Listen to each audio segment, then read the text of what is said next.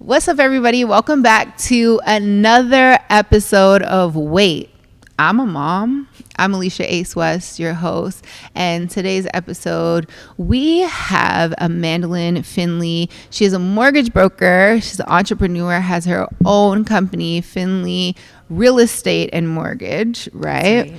And she's a mother to not just one or two, but four. So she's been there. She's been a part of the mamahood gang for a while now, and she's got way more experience than me. Welcome to Wait, I'm a Mom. Thank you. So nice to be here.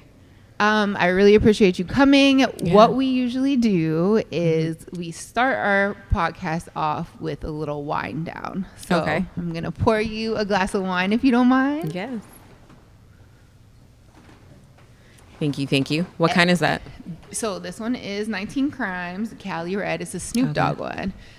Started drinking it during the pandemic. And what's so cool is that there's actually an app, and you like do the app or whatever, and Snoop Dogg starts moving and talking to you. Oh my gosh. And they have a bunch of other wines that are also like this. That are based off of criminals. They name them all off of criminals, and they all are interactive, and you do the app thing and it tells the story of what they are. So that's this one, I don't know, it just says Cali Red, so I guess it's not, but I've seen the bottle, but I didn't know what you were talking about with the app. I didn't know it's that. so cool. It's honestly so cool. Okay. And it's not even like that bad a wine, you know? Cheers. Awesome. Cheers.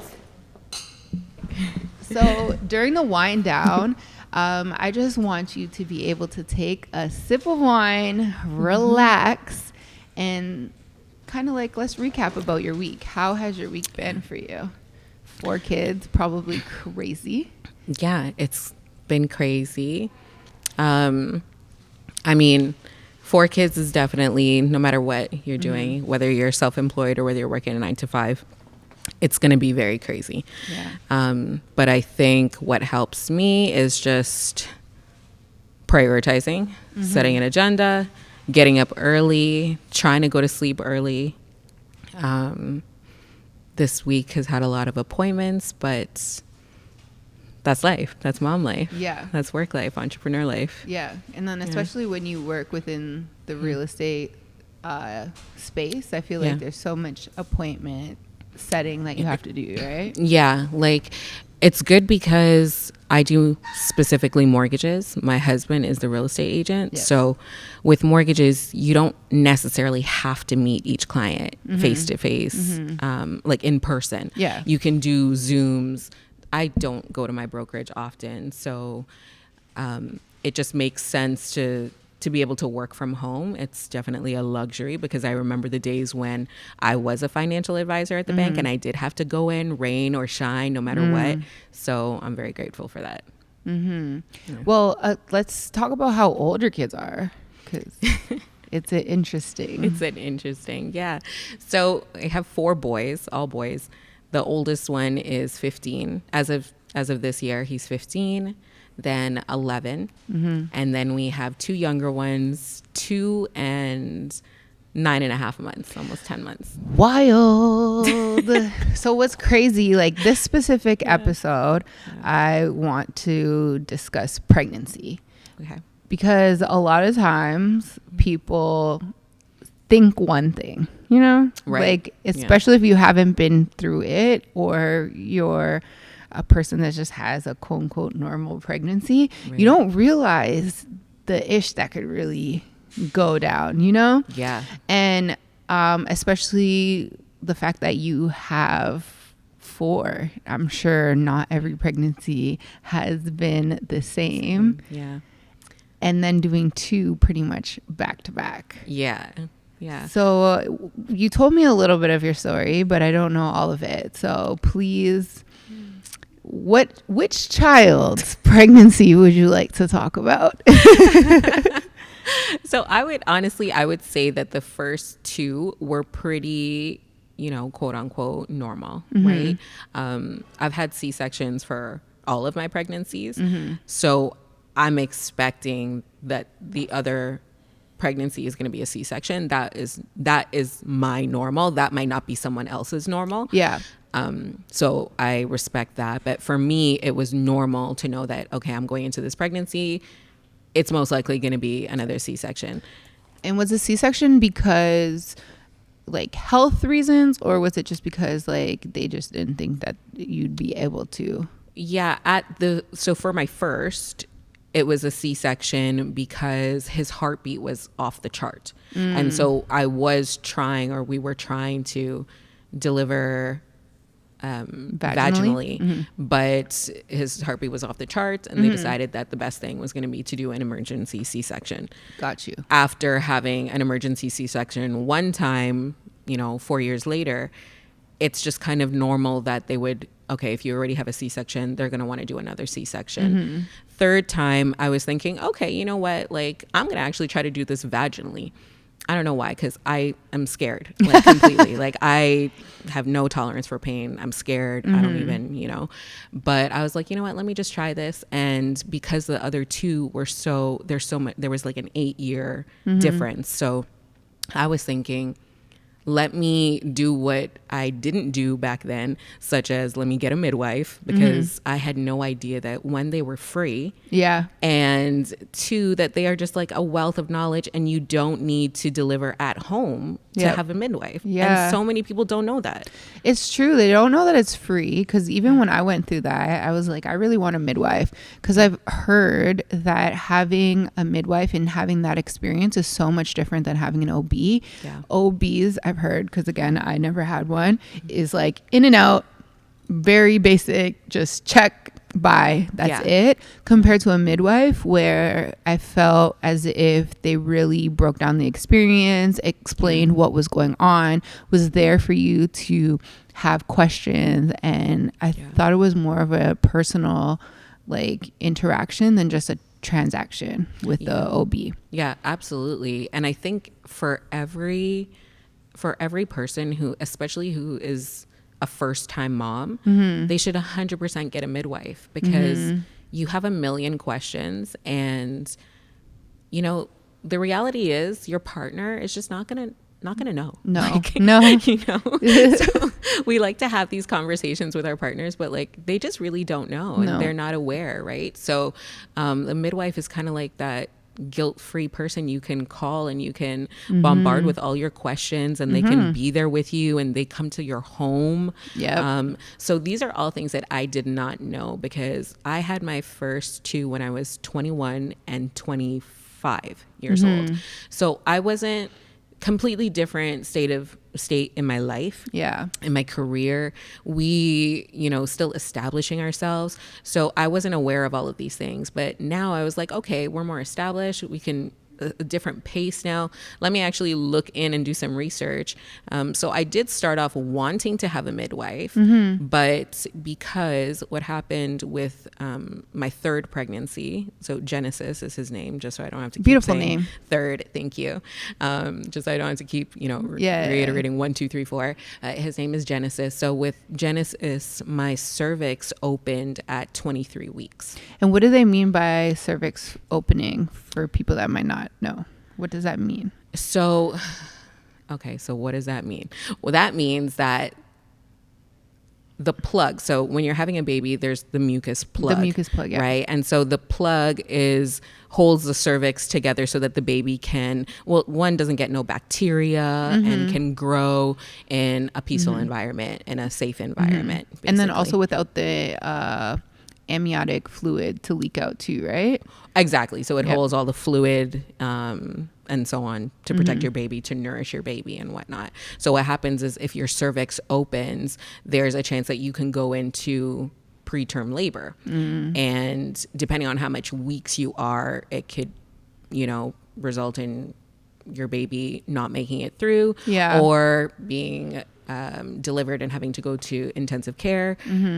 Or if you're lucky, everything can go as is, and you can still walk out of the hospital, no problem. But for me, at 23 weeks, there is a less than 50% chance that your baby, if delivered at 23 weeks, is actually going to make it, right? Because you're supposed to go until 40. Like the 40 is the full term, but 30 from 38 they say is considered full term. Exactly. And when you're in the hospital, like if you deliver at like 35, 36, they'll still allow you to go home, even though it's still considered like early. But as long as your baby checks out and their vitals are okay, it's okay. Yeah. So my cervix opened, and because my cervix opened, the midwife that we had, which was a whole other story, we were not able to use a midwife. Just because at that point you're now rushed to emergency, and you are now in the hands of the intensive care and high risk department. So all your OBs are high risk OBs. And that's pretty much what happened. So it wasn't on your birth plan at all. Absolutely not. It was not on my birth plan. I had a whole thing. Okay, this is what I'm going to do. The midwife's going to come. I'm going to ask all these questions. It just so happened the night that my cervix opened, it was just a lot of blood everywhere. And I did not know, when we went to the hospital, the last thing you're thinking is that you're actually going to be staying there. Like, they're not going to allow you to leave. So we got to the hospital. Because of my location, we went to Joseph Brant, which is in Burlington. And from Joseph Brant, because they are not a emergency hospital, they're not equipped to deliver babies that young. So they had to rush me to McMaster, and McMaster admitted me, and I didn't leave the hospital for another 2 months. So wild. Because you really were like, okay, like, let's just figure out why this bleeding is. And you were probably, well, you can speak on your emotions, but you're probably kind of scared because instantly when you think about blood, you think miscarriage, right? How were your feelings in that situation when you saw all the blood? I mean, I was scared, but I knew something was not right. I knew something was not right because not only was there blood, but there was like everything. And I was like, okay, what is this? I've never seen this in my life. So I was definitely like, oh my goodness, this is traumatic. But when I got to the hospital and they said, okay, the baby's fine, but we can't let you go, I was like, well, what do you mean you can't let me go? Like, if I'm fine, I'm feeling fine. I actually felt completely fine. But because of the risk now of my cervix being opened, at that time it was open when we got in. I think it was open like 2.5 centimeters. Oh, geez. So, and then the more you walk, the more you do things, the more you lift things, the more open that your cervix is going to be. And just to put into context for people, when you go into active labor, when you actually deliver a baby, your cervix is supposed to be around 10 centimeters. So if at 23 weeks you're already at 2.5, borderline 3, it doesn't leave much room between 23 weeks and 40 weeks for, your cervix to remain closed, basically. So I ended up getting admitted into McMaster, stayed there for 2 months. That was a whole process because questions. How does that work when you get admitted and now you're like, okay, you can't leave and you have 2 kids at home and a job? Did you have your own business at that time? I've been a mortgage broker for like 10 years. So we were working from home. This is during the pandemic. So it's even worse. It was even worse, but you know what? It was actually it actually ended up being a blessing because the schools were shut down. And so our two older kids, they were actually, logging into school. So they were able to actually periodically during the course of the 2 months, they would go by my in-laws, spend 2 weeks there. During that time, my husband would actually come and stay at the hospital. Because of COVID, they weren't doing any, Oria wasn't doing any showings.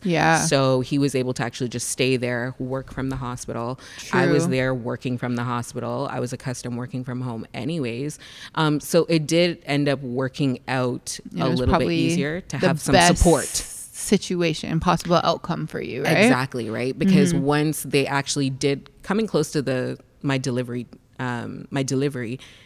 the boys were back to school. And so that time was a little bit more hectic because now it's my husband who is coordinating drop-offs at school, pick up at school, dinner for the boys, coming to see me, it was a lot. It was a lot for him, and it's a lot for me too, because I'm just here and like kind of feel like helpless a little bit, right? But yeah, you definitely feel helpless, especially as moms. We are just accustomed to taking on most of the workload. That's right. And so in your mind, you're probably like, oh my gosh, how's he handling this? That's right. Is my kids just eating cereal for the fifth time in a row for dinner?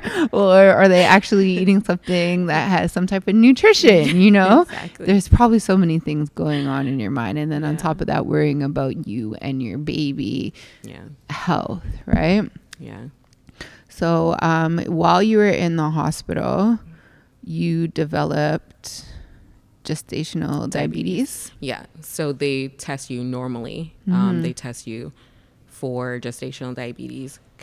I actually don't recall being tested for gestational diabetes with my first two, but it could have just been an age thing, right? So now I'm in my 30s, so they would test for that. Yeah, I got tested as well.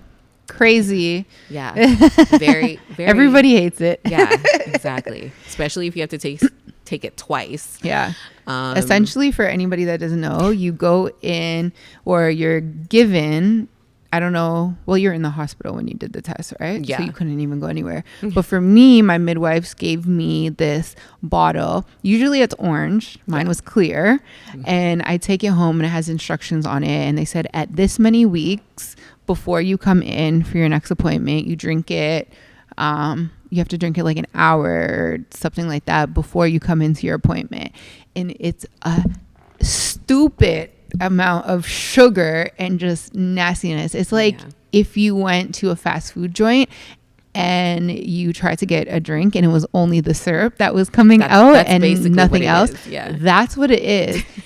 And it tests your blood sugar levels to see if you have gestational diabetes, which is a diabetes that you get while you're pregnant, and you don't necessarily like keep it for the rest of your life. It's usually just the pregnancy thing, and then that's it. So everyone who is above a certain age, I'm pretty sure once you're into your 30s and beyond, you have to do it, because I had to do it as well.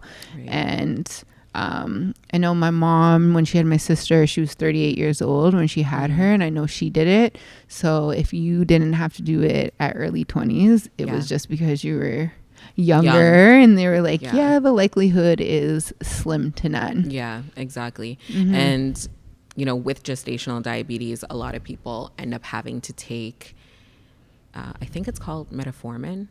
Or insulin. There's two different types depending on how high your sugar ends up coming back, or your reading ends up coming back. But thankfully, again, I didn't end up having to take any of the insulin because I could regulate it with diet. Yeah.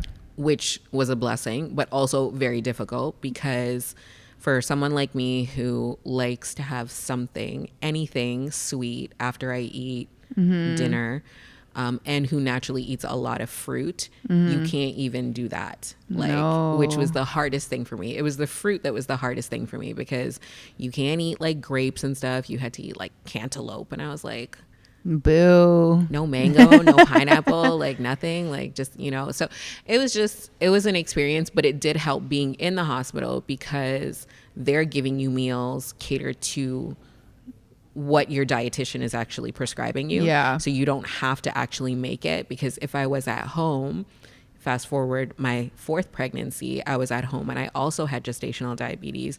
It was so difficult to keep up and maintain, because I'm eating for myself, I'm eating for the baby, but I also have another baby that we have to feed. And then for three basically grown people yeah, and it's all boys, so like they're eating, like they want like food, like they're not eating salads and stuff all day. They want carbs, they want hearty things. That's right. Especially like the two younger ones are growing, That's right. So it was a blessing being at the hospital. It did definitely make it easier, but it was, it kind of felt at that time like, man, another stumbling block. Yeah. Like, here I am in the hospital. I'm already having to deal with that. I have head of department from NICU, ICU, research, doctors coming and talking to me, preparing us for Worst case scenario, because they are saying that that is the most likely outcome, given, of course, the information and what has just transpired.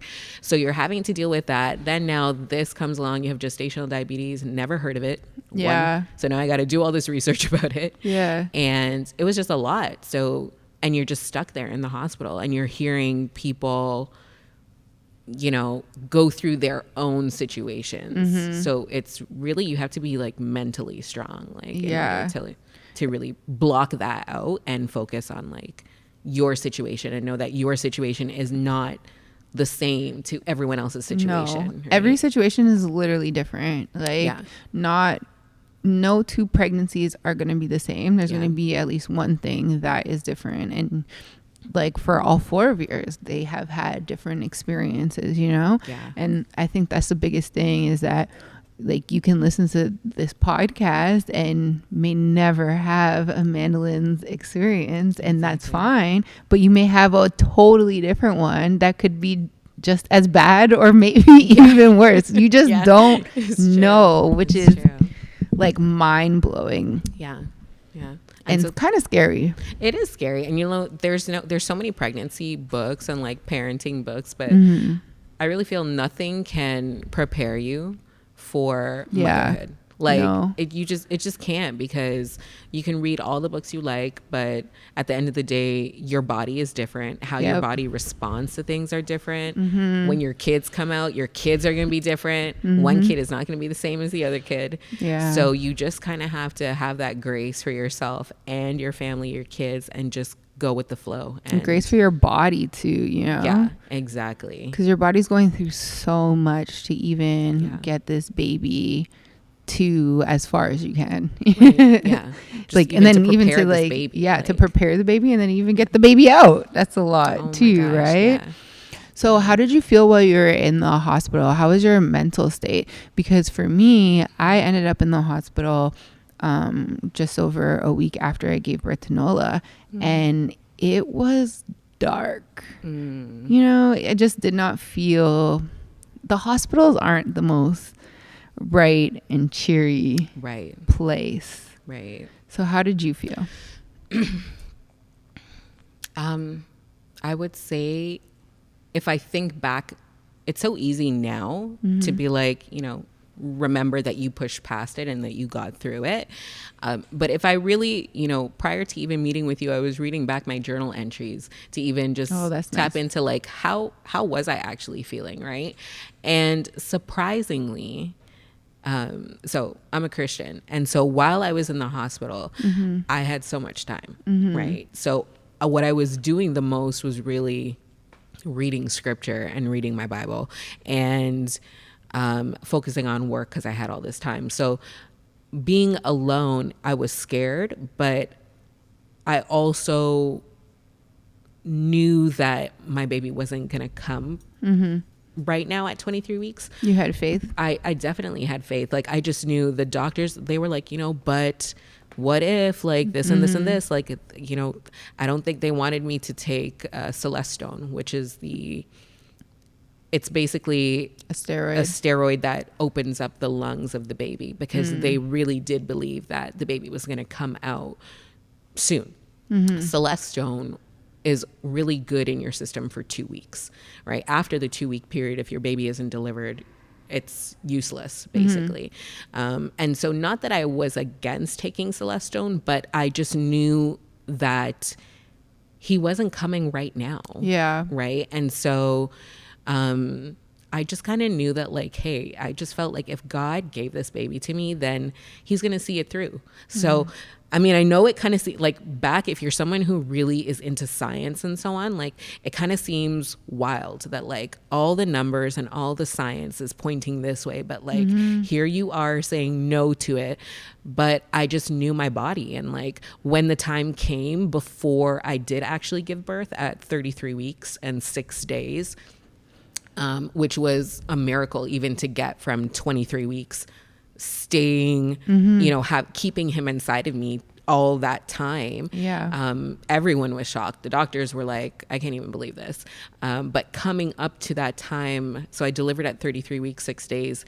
At 32 weeks, I said, you know what? I feel like this baby is coming soon. And so we went back into the hospital, got them to give me the Celestone, and then he came, and it just worked out. So I think like even as mothers, sometimes we try to question ourselves. Yeah. We question like our instincts, our intuition, but we really have to like tap into that. And having like the supportive people, back to your question, having supportive people around me, I really blocked out so much things around me. Like if it wasn't feeding me something positive and good for my mental health, could be a show, music, person, didn't matter, I just blocked it out. Like, and that actually helped me make it through, I guess, because if not, I would just be in the hospital listening to people crying, listening to babies being birthed, some not making it. Remember, this is during the pandemic too, so that's a whole nother level of anxiety because we don't know what was necessarily going on still. Exactly. People were asked, you know, being pushed to like take the vaccine and like, do you not take the vaccine? And there was just so much going on at that time. So it was a lot, and you can easily get caught up mentally with everything else going on around you. So I just really like blocked it off, and I see you like a little teary-eyed. Yeah. What's your emotions right now and your feelings towards that situation, that time period in your life? I feel like I just remember like, gosh, I hate you asking me this. Sorry. No, because like it's so easy when you have already walked through it. You're like, oh yes, that's my son. Like, you know, but remembering that was just so like crazy because I don't even know how I did it. I need a tissue. Did it. We're going to get you a tissue. Like, you know, and that's what, it's okay. You can cry.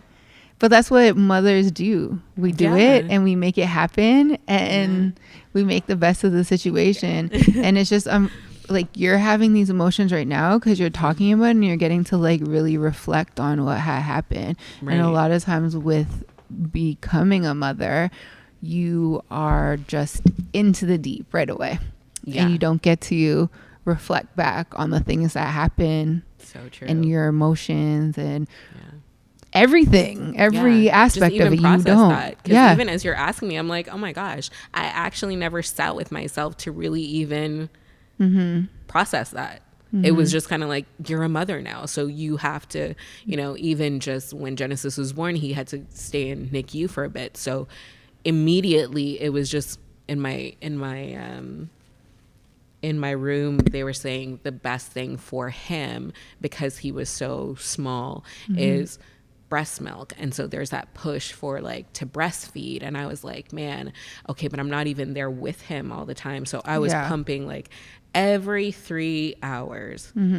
Like, and that's 3, mentally 6, fucking 9, draining. 12. 3, it's like emblazed in my brain, girl. Like, that's to tell you, like 3, 6, 9, 12, 3 p.m. to 3 a.m. like every 3 hours. And like, it was just kind of like, I felt like I had to do that because you don't really get a chance to like settle. You just have to like continue, especially if you have other kids or people who are depending on you, right? But all that being said, like, I look back and I'm like, wow, like I did that, you know? So, and I did it, and obviously I got through it, and I didn't really think back what a horrible experience it was, because I did it again next year. You wasted no time. Because I feel like if you really sat with it and processed, you would have been like, maybe not. Like, for real. I was thinking like, whoa, like, you know, obviously some people are like, okay, so you really got through it because like you did it again. Like, not even like, okay, 2-3 years apart, but like back to back. Like, Yeah. But I don't regret it. And like, just to show you how wild is like Genesis' pregnancy, completely different from my last pregnancy, Gabriel. Gabriel's pregnancy was just like completely normal. Yeah. No open cervix. Yeah.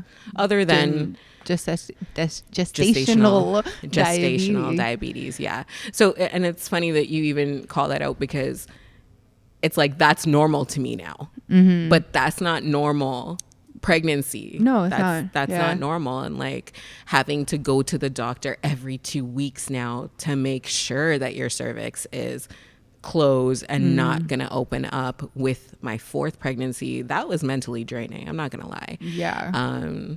Like I even told my OB, I think I stopped going for like a month because I had to go every 2 weeks, and I came back and he was like, I thought you ditched me. And I was like, I almost did, because this is crazy. This is a lot. Like, you know, every 2 weeks having to go back for internal and external ultrasounds and blood work. I was like, okay, you know, but it was a full term pregnancy. And so after that, I was like, I'm done. But it's a wrap, guys. That's that. Like, all boys, no girls. That's just how it is. It like, is what it is. Boy, mom. That's right.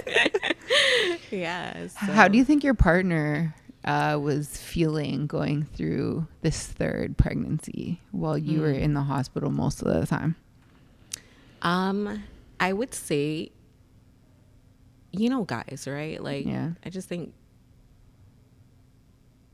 the outward projection is like, okay, I have to maintain responsibility. I have to, you know, keep it like under control. But I do feel like, I'm sure he probably felt helpless. Yeah. Because really you couldn't physically do much, and other than emotionally, but really you couldn't even be at the hospital 24/7. Yeah. And there was only one person at that time who could be at the hospital with you. And you're even lucky to have that one person, because if it was like in that beginning COVID stage, there was nobody.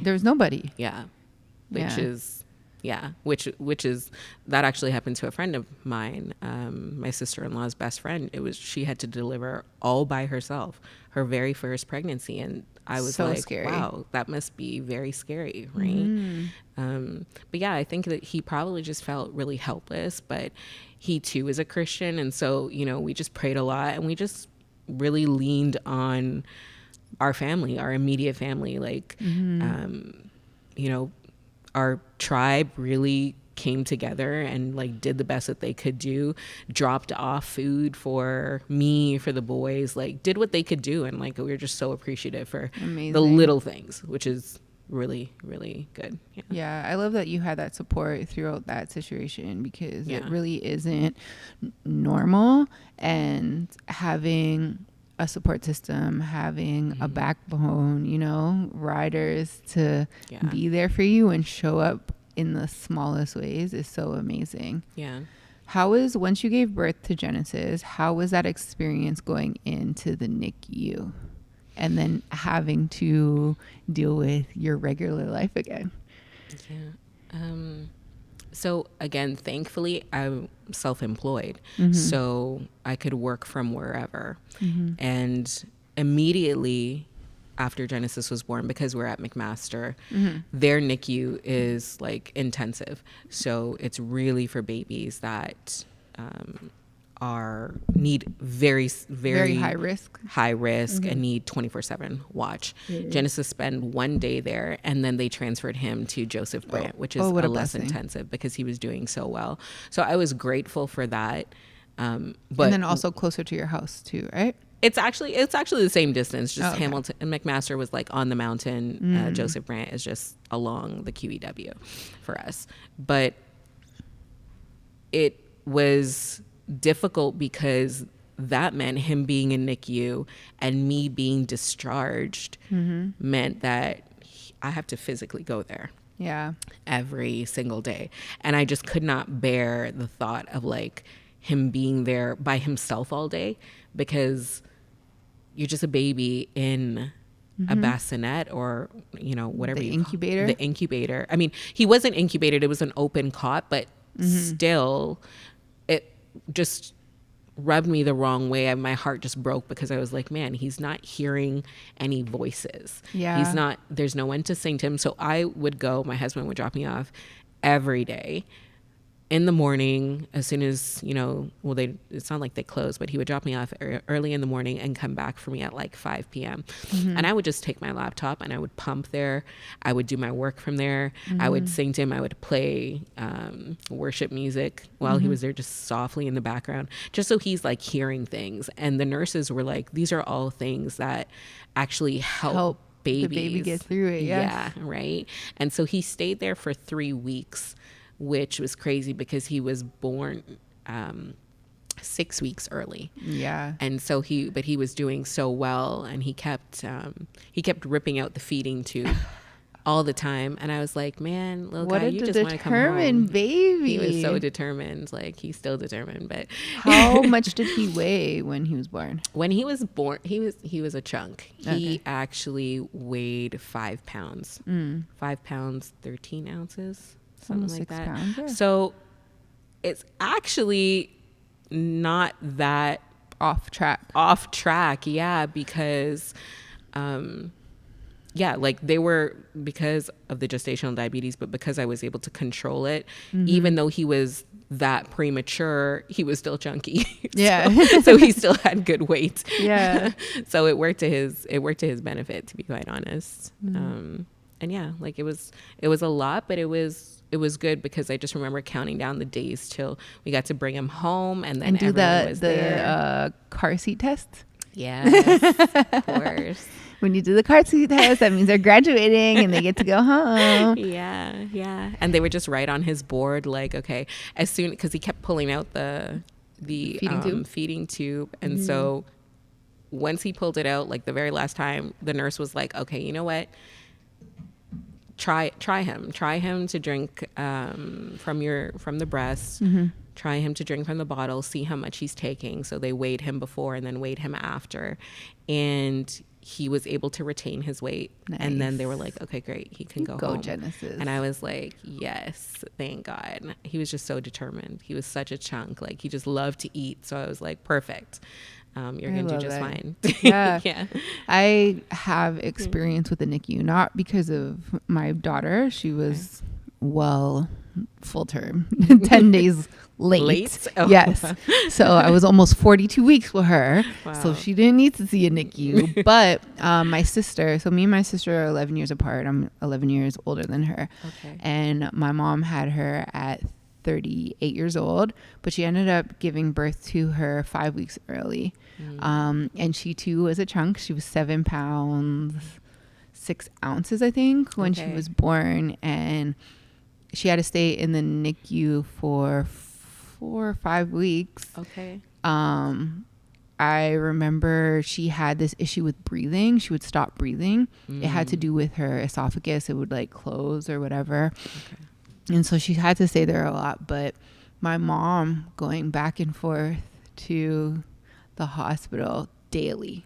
She was just like you. She's going to spend all the hours there, however long they're going to allow her to stay and make sense for her. She was staying there. Yeah. My grandma had to step up and, make sure she was around for me. Like my sister's dad was there as well. He would come and go, between the hospital, but he definitely did not stay as much as my mom. But she was like, no, I'm feeding my baby. I'm singing to her. I'm talking to her. I'm touching her. I'm letting her know that like I am there. So, luckily she was able to get out. She did still have the like issue with her esophagus afterwards for about the first year. Which was kind of scary because when you're at home, now you're like, okay, what do I do? Yeah. Right. Make sure you want to make sure she's breathing. Yeah. She has to be monitored constantly at night. Definitely couldn't sleep in her own room. Had to be close to my mom just in case she stopped breathing in the middle of the night. I couldn't do a lot with her. As a big sister, I dreamt about taking her for walks and being able to like just do things with her, but everybody was on high alert. Right. And yeah, it was just like an experience. And that's probably intense too, because that's really your first introduction to a baby. Yep. At that age, because I had no other siblings, you know, right? And I wasn't really around babies. And even though I was 11, I was still so much more mature than a regular 11-year-old. So I knew what was going on. I was in the delivery room when my mom gave birth to her. I was there when the doctor cut the umbilical cord, but the doctor didn't clamp it.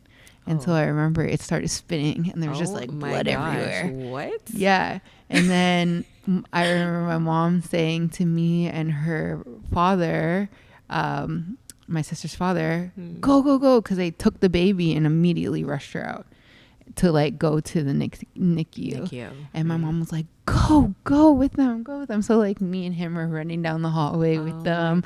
Like I remember all of that stuff, and it's just a crazy experience. Part of me was kind of nervous that I would have to go through that same thing with Nola, but I'm so grateful that she just took her time.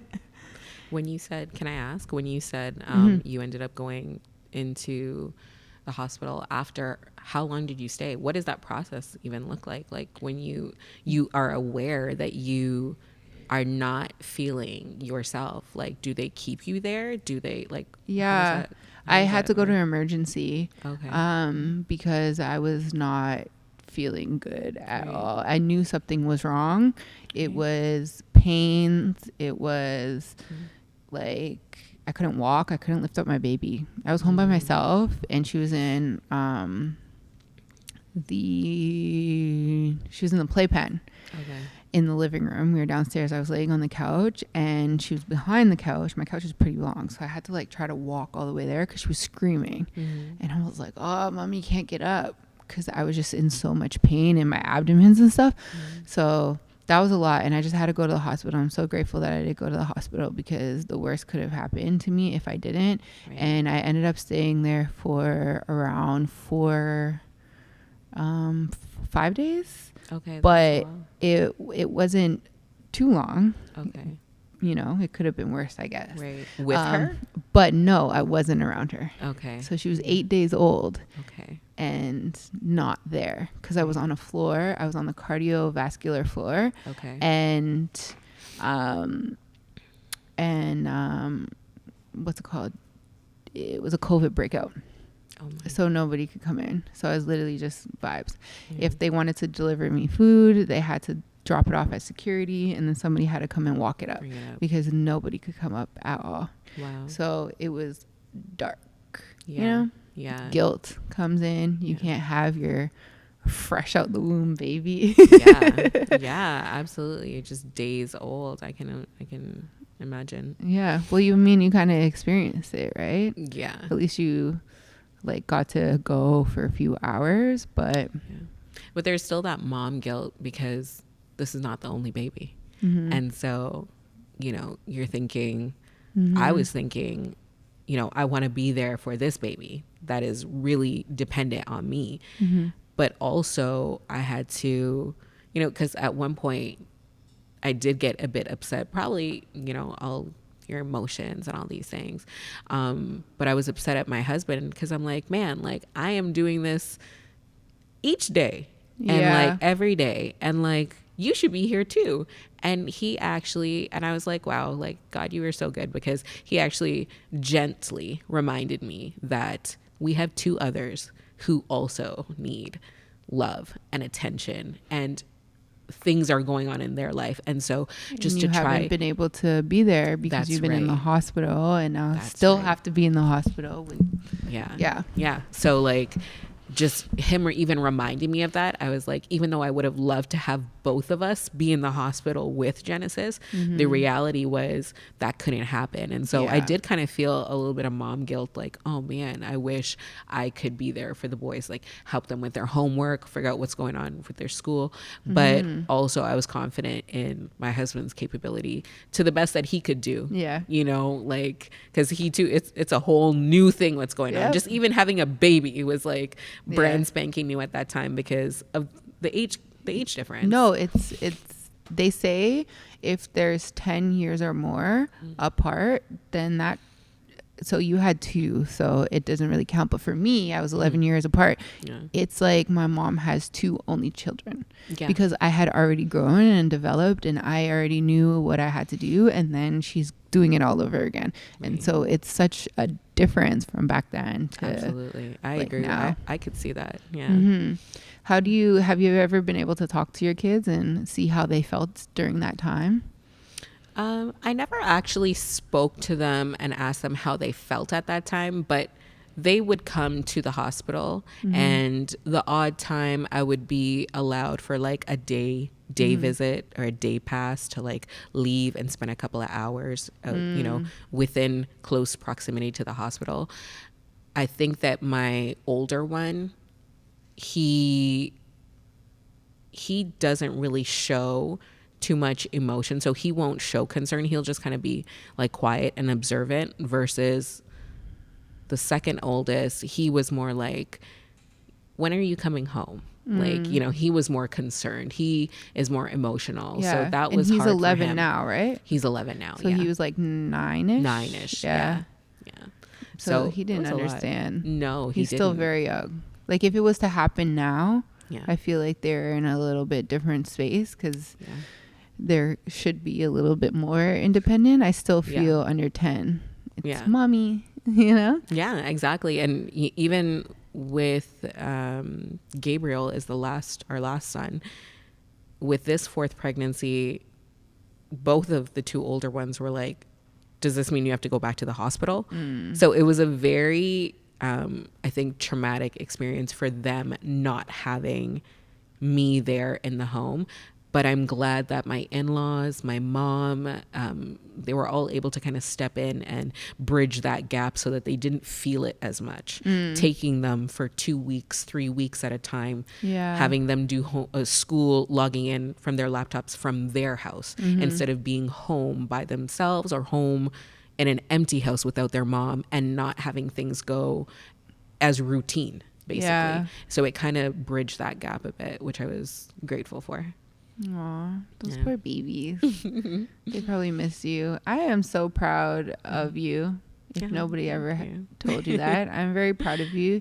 You were able to get out of that situation.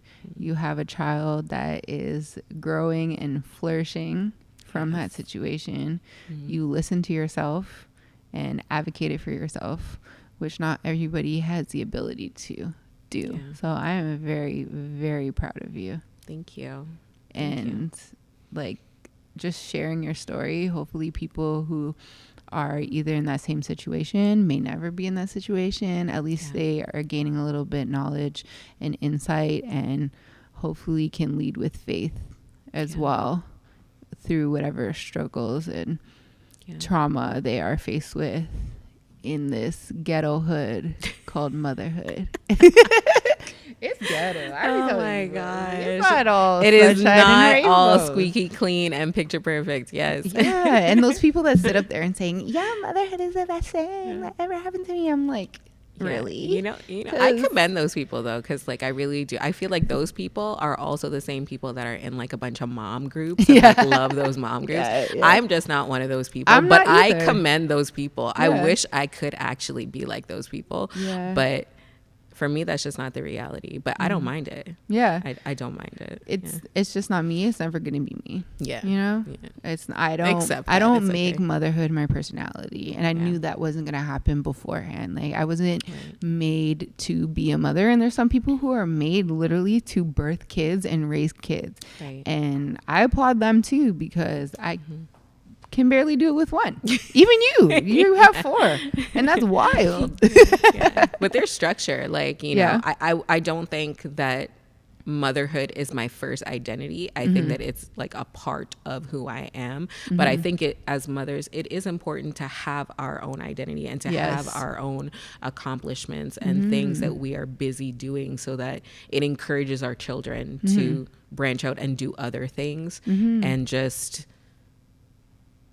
be able to multitask, right? Instead of just being fixated on getting our reward, that good feeling from other people, because essentially that's what you're doing, right? You're getting that good feeling, that buttery feeling, that butterflies from your kids, but the reality is your kids are going to end up growing up and getting married and leaving, and then now what is your purpose, right? Who are you now, right? And that's a whole other other thing, because so many people end up going through that. And then sometimes that's when a relationship gets crazy too. That's right. Because they're no longer focused on just raising the kids. Right. And now it's like, dang, do I even like my partner? Yeah. Because Like, you're how not have actually we been growing operating together. this time? And then you start seeing the things that they do that you don't like. Right. Before, you were blindsided to it because you were just so focused on raising the kids, especially if you had multiples. Yeah, that's right. Yeah, we definitely need to focus more time on prioritizing ourselves and just making sure that we have an identity. Like, when I look at you, I know you're a mom. Like, I've known you for a very long time now. Yeah. I know you're a mom, but you're not. I don't see you just as a mom, you know? Right. Yeah. It's like, oh yeah, she's mom. You know, Yeah. she's kids, multiple kids. I didn't even realize you had 4, you know? I know. But also that has to do with like such a age gap, and It's which true. for me, when people ask me if I ever want another kid, I'd be like, if I do, I need at least 5 years. Okay. I don't have it in me to raise 2 under 2. I don't have it. Yeah. I really don't. Yeah. It's easier because we have the 2 older too. I'm just going to put that as a disclaimer. Yeah. Like, you know, it's Because you got that easier. extra help on You top of have it. the extra help. Yeah. And we can work from home. We can work from pretty much anywhere. That is very helpful. But to do 2 under 2, just, you know, as it is, it is intense. It is intense and expensive. Yeah. Like, what? Especially boys? Yeah. Like, growing boys? Yeah. Yeah. During your pregnancies, did you ever have any wild cravings, like they had said? I personally had no cravings at all. I mean, I drank a lot of milk during one of my pregnancies, my first pregnancy. Cow's milk, 2% cow's milk. Like, you know, you'd buy it by the bag, like the 3 in a bag. I would finish. So how much is one of those bags? Like 2 liters, I think, like for the 3. We would buy 2. We would buy 2 for the week. I would finish it. I would kill it. Wow. Like, I was like obsessed with milk. It's so gross. I think back now and I'm like, oh my gosh. Ew, how did you drink so much milk? I was like so obsessed with milk. And this last pregnancy, it was chocolate milk. So I don't know. I was just obsessed with chocolate milk. First one, milk, then fruits. I love fruits, but I was like literally just eating a lot of fruit, but nothing weird. Like, I wish I could say like, I don't know, like pickles and something. That was my or mom. Like, yeah, but no, nothing like that. It's just. Yeah, and with Genesis, well, I can't even remember because I was on such a strict diet that You couldn't even have you any. couldn't even have it anyway. So I wouldn't even allow my mind to even go there. I didn't even want to dream about that. No. So when I did the gestational diabetes test, I failed my first time. Okay. And I was like, oh. Yeah. So I had to do a very strict diet. Okay. They were like, if you do not fix up your eating, you are going to have to, like, you're going to fail again, and then that's going to be a whole nother thing. And I'm like, no, I can't fail. Yeah. So I tried to fix up my eating, mainly no longer eating ice cream and probably lessen the fruit that I ate, because I was eating a lot of fruit then too. And the second test was a little bit more harder for me because I had to do it in the office. So I'm sitting there in a room that wasn't even a regular, like, you know, it had filing cabinets in it and a bed. And I'm just sitting there just like, you know, nurses coming in. It was the place where you get like your blood done. Right. They were coming in and taking out the files, and I'm just there laying there, like do. But thank God I passed. Good. Yeah. And you God. know, for those who don't know, like some people think, oh, it's just like a sweet liquid. Like it's thick. Disgustingly thick and sweet. Yeah, and you can't just sip it. You can't just drink it. You literally have to like chug it. You have to throw it back. And it's so much. And you can't throw up. If you throw up, you got to do it again. Yeah. It's a lot. It's a lot. It's stressful. And it's not like it's cold or chilled. It's like room temperature. This warm, thick, extra sweet. Like, even if you like sweets, it's not. Yeah, because it doesn't even taste like sweets. It doesn't even taste like good sweets. No, you know? I love ice cream. That did not taste like ice cream. No. Just like nastiness. Oh my gosh. I can't believe they make us do it. Like, we are so advanced. How can we not figure out another way? Right? That's what I was like, Kate, take my blood. Like, I will go for any amount of blood work. But like, why do I have to drink this? Like, no, this is, we haven't modernized, like, which is wild to me because we're doing so much other stuff. Like, you mean to tell me that I have to literally drink this liquid and you have to test me like an hour after? Like, come on.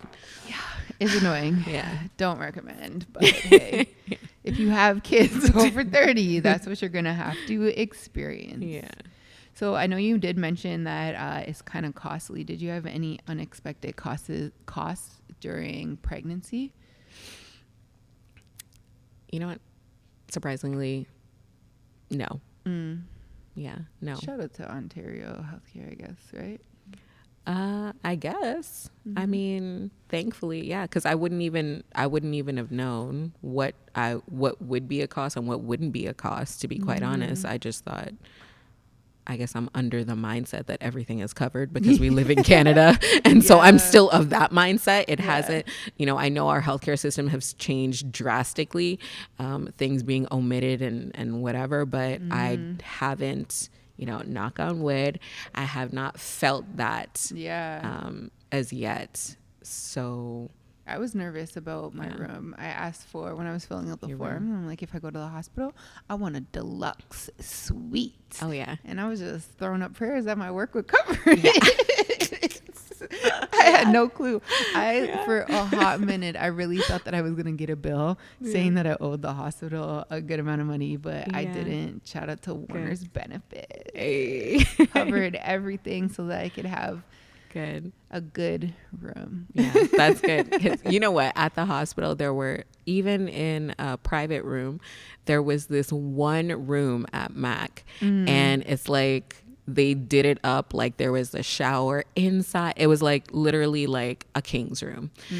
So even if you had healthcare benefits, that still was not covered. Even if you had private, it still was not covered. You still had to pay, I think it was like $500 a night or something like that, or more. I can't even remember.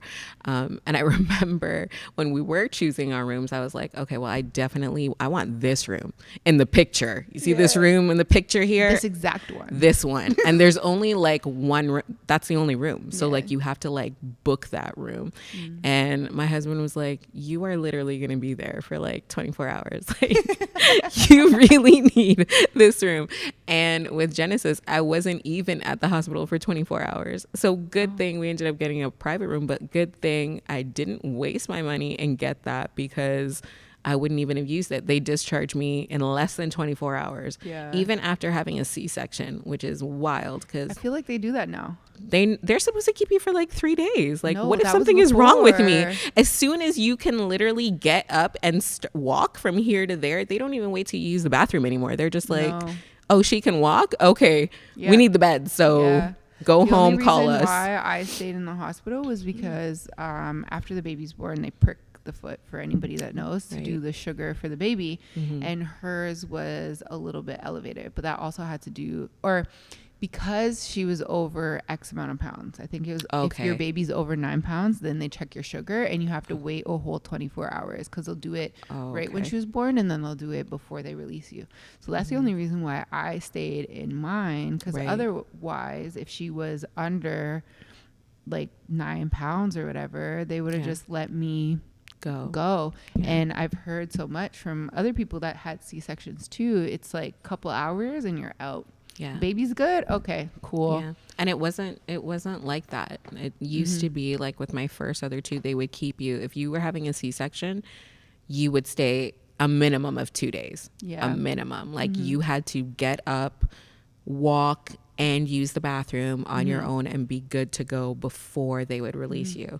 It was crazy to me that they just said, okay, well, you can leave. And Yeah. you know, even my husband was like, No. no. Are you sure about Like, I this, know we've doctor? been here for like 3 months now, Yeah. but like, no, like you guys can keep her one extra day. But they were like, no, she can go home. Like, Yeah. so yeah. We throw around the word C-section all the time. Like it isn't a major freaking surgery. Yeah. It's cutting through, I think I seen a video, 7 layers or 7 something or like 9 that. layers. Yeah. Ridiculous. Missile and everything. And Yeah. they think that, oh yeah, you're good to go. You can stand up. Bye. Like just Yeah. ship you off. How can you even hold your baby? Nothing's half the working on the time, you inside, know? but you're like on the Like, outside. You you're can walk. good. Okay. So crazy the things Yeah. that we have to go through. If you had to describe pregnancy to someone who has never been pregnant before, what words would you use to describe it? Oh my goodness. Okay. Like for me, I'd You go probably first. say Yeah. first trimester, chaotic. Really? I had a Okay. really rough first trimester. Okay. I would say for the whole of it, it would be, I guess, a roller coaster. Mm. Because you might be up here and fine, but then you go down. Yeah. 'Cause Yeah, whatever. yeah. There's just like so many different emotions and physical things that would happen to your body. Yeah. I would say, because my first, I never had morning sickness with any of my babies. So Oh, bless your heart. so I wouldn't, chaotic, that's interesting, but I know a lot of moms would agree with you. I would just say amazing, because I think I'm just like, really, when you sit back and you actually like realize that Look at the bigger picture. but just like, you did this. You did. Like, your did body it. formed You did it. this baby. You did it. You know? Yeah. Like, it's Wild. crazy. It's wild. Like, there was something that you couldn't even see, and you grew it into this human that's going to come out of your body and be walking around and talking and eating just like you, Yeah. and grow up to be tall like you, if not taller than you. So like, I just think it's just amazing. And then what do spectacular things. They That's could right. literally change the world. Yeah. And Like, that came from you. that is when you really, like, we just say it so easy, but like, when you really process, like, wow, my body did this. Sometimes I'm just like, man, I can't even go to the gym. And I'm like, that's inexcusable. Because like, mind you, I don't go to the gym, but I do. I hear you. Me either. This is like a self-talk now, because it's like, have you birthed 4 children? Like, you can get up and do whatever you really want to Yeah. do. Like, that is the power that we have within ourselves, through God, I would say. But that is the power that you have. Your body has that power. So I think it's just amazing.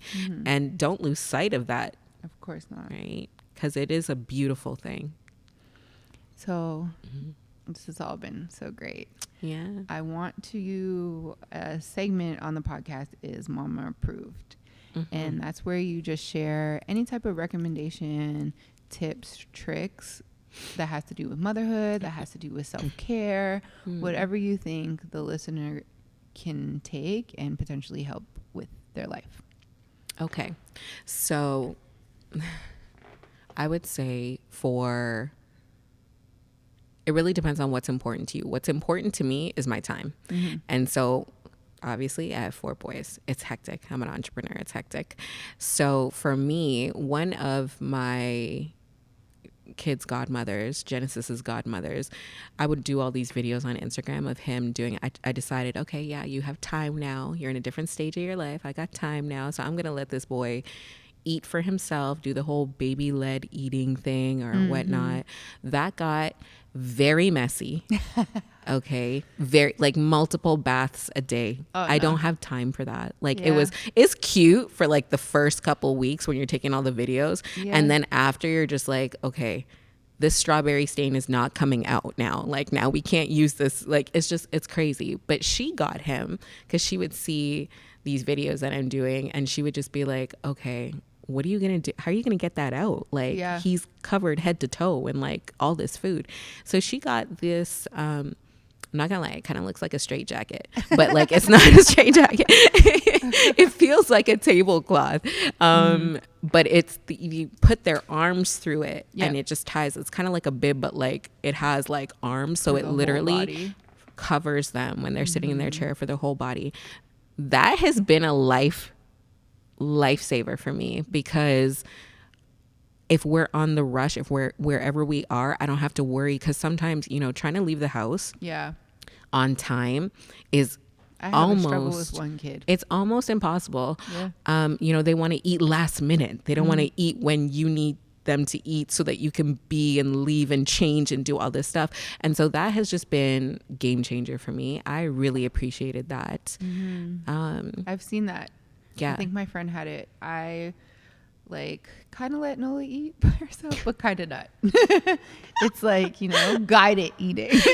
I never let the other two do it, but like under the influence of my sister-in-law, she's like, she's all into the, letting the kids eat and do for themselves. And I'm like, okay, let me try this out. Why not? Let me try this out.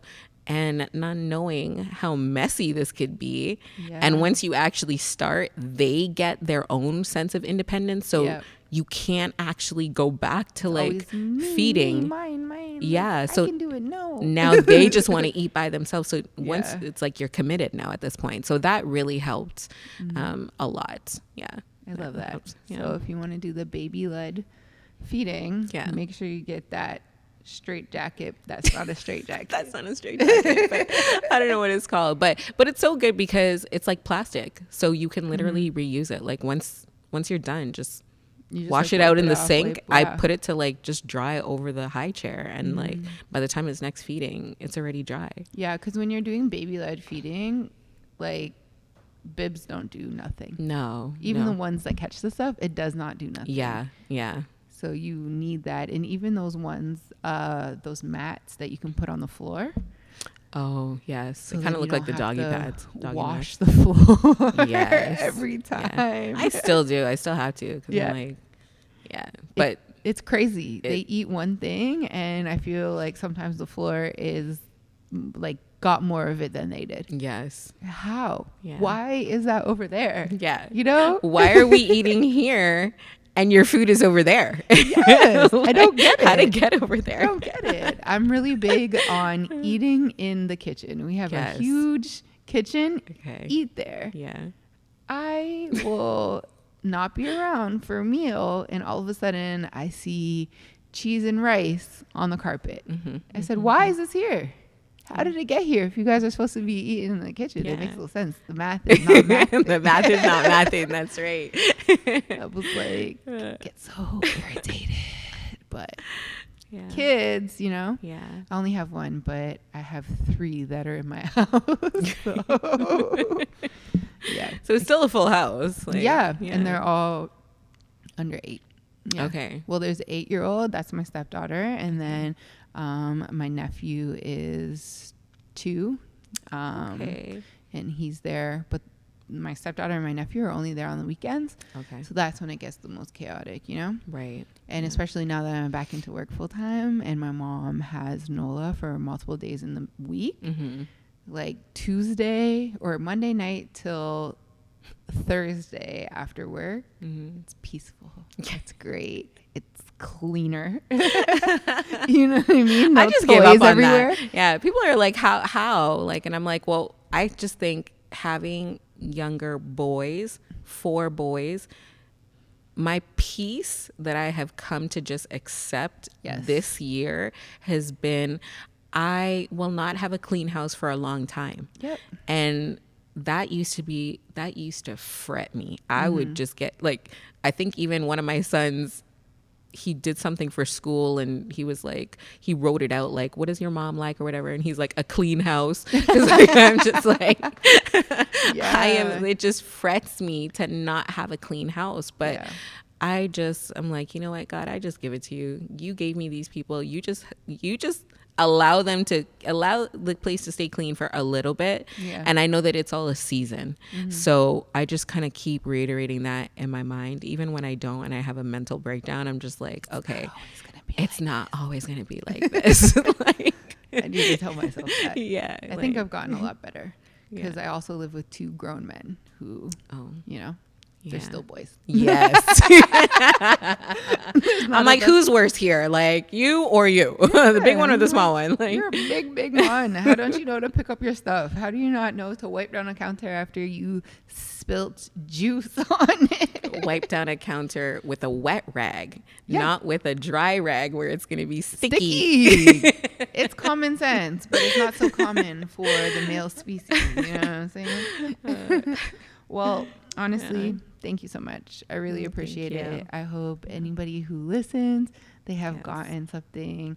Your story is beautiful. Your story is going to continue to be beautiful. And I wish like nothing but the best for you and your family and your business. Thank you. Thank you so much. If you need mortgages, you know who to hit up. Even if you know you need real estate, her husband's got that. That's so right. they're holding it down. P.O.P.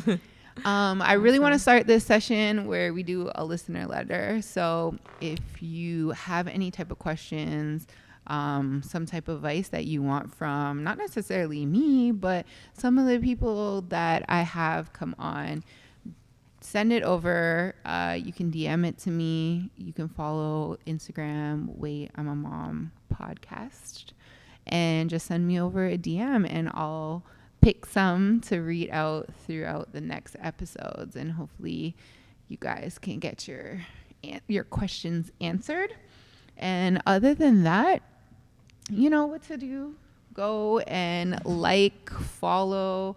We're going to be on all podcasts. We are on all podcast platforms, whether that's Spotify, Apple, Deezer. We got the YouTube. So just go like, comment, rate so we can get up there. I'm trying to have the best podcast in Canada. So I need your support, and make sure you share and tell a friend to tell a friend. We accept all here. And yeah, thank you for listening to Wait, I'm a Mom. I'm Alicia Ace West. See you next episode.